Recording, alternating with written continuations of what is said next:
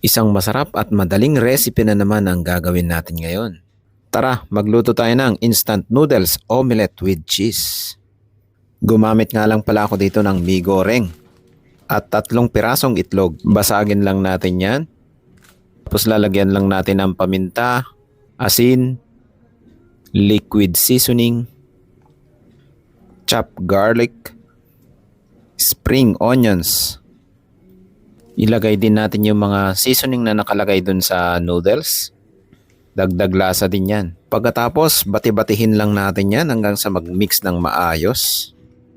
At pakuluan lang natin yung noodles hanggang sa maluto.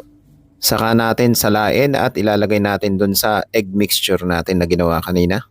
Magpainit lang tayo ng kawali at lagyan natin ng konting mantika at butter.